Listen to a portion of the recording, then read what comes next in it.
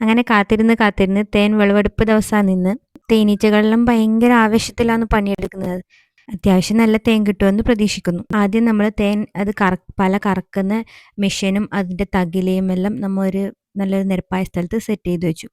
പിന്നെ തൊപ്പിയും ഗ്ലൗസും ഒക്കെ ആയിട്ട് പെട്ടിയൊക്കെ തുറന്നു നോക്കുമ്പോൾ തന്നെ അത്യാവശ്യം നല്ല തേൻ നിറച്ചിട്ടുണ്ടായിരുന്നു. അത്യാവശ്യം എല്ലാ അടയിലും സീൽ വെച്ചിട്ടും ഉണ്ടായിരുന്നു. സീൽ വെക്കുക എന്ന് പറഞ്ഞാൽ ഇത് തന്നെയാണ് ആ സീൽ വെക്കുന്നതെന്ന് പറയുന്നത്. ഒരു ഹണിക്കോമ്പിനകത്തെ ജലാംശം പൂർണ്ണമായും കളഞ്ഞതിന് ശേഷം മാത്രമായിരിക്കും ഒരു തേനീച്ച അത് സീൽ വെക്കുന്നത്. നമ്മൾ തേൻ പല മെഷീനിലിട്ട് കറക്കുമ്പോൾ ആ സീൽ ചെത്തി കളഞ്ഞിട്ടില്ലെങ്കിൽ നമുക്കത് തേൻ അതിൽ നിന്ന് പുറത്ത് വരാൻ ബുദ്ധിമുട്ടായിരിക്കും. തേൻ കിട്ടൂല നമുക്ക്. ഇതുപോലെ ഒരു സമയം 2 പല വീതം വെച്ചാണ് ഇതിൽ കറക്കിയെടുക്കുന്നത്. തേൻ നിറയുന്നതിനനുസരിച്ച് അതിൻ്റെ താഴെ ഭാഗത്തുള്ള പൈപ്പിലൂടെ നമ്മൾ വേറൊരു പാത്രത്തിലേക്ക് ശേഖരിച്ചെടുക്കുന്നു. അത്യാവശ്യം നല്ല കളർ ഉണ്ടായിരുന്നു ഇപ്രാവശ്യത്തെ തേൻ.